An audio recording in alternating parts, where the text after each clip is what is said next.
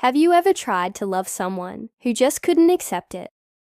Not because they didn't feel the same, but because deep down, they didn't believe they deserved to be loved at all. What if the biggest challenge in your relationship isn't miscommunication or distance, but an old wound hiding in plain sight? Let's imagine a couple, Sarah and Dan. They've been dating for just 3 months, but it's going well.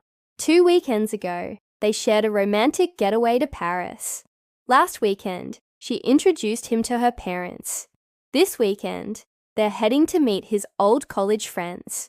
From the outside, everything seems to be blossoming, but deep inside Dan, something unseen is stirring. When Dan was a child, his mother was distant. She doted on his older sister, while he was left to figure things out alone. Now, years later, Dan is a grown man, successful, capable, seemingly confident.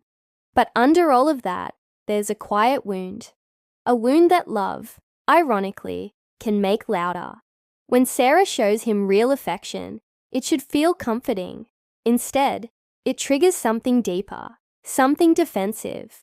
He spent so long building a life where love wasn't guaranteed, where emotional hunger was the norm, where distant or unavailable partners felt like home. And now, Sarah's love feels almost unbearable, not because it's wrong, but because it's real. We often assume that once we get what we've always wanted, love, attention, kindness, we'll embrace it with open arms. But the mind doesn't work like that. For someone like Dan, love triggers fear, fear of betrayal, fear of false hope, fear that this too will disappear. So one evening, over dinner, it happens. Out of nowhere, Dan accuses Sarah of mocking his taste in books.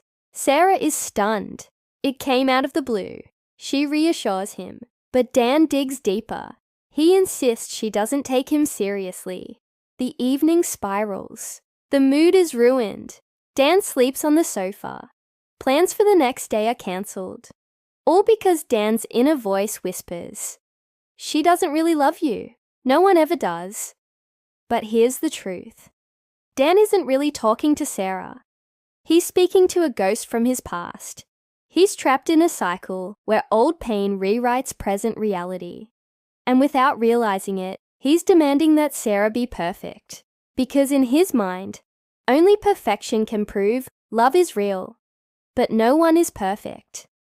And that's what makes love human. Think of it like this. If someone's been starved, they don't just eat the first meal with joy. They might get angry. They might be overly picky, because their hunger has turned into fantasy. To break the cycle, Dan needs one powerful truth. The way we love now is shaped by how we were loved then. Until we face that history, until we understand it, we keep replaying it. Healing means daring to trust. It means seeing your partner as who they are, not who hurt you. If this story resonates with you, if you've ever found yourself pushing love away, or loving someone who doesn't know how to let it in, know this. You're not alone, and there is a way forward. Leave a comment below if you've ever experienced something like this. And if you found this helpful, don't forget to like the video, subscribe to Mind Matters, and share it with someone who needs to hear it today. Your past may shape your story, but it doesn't have to write your future.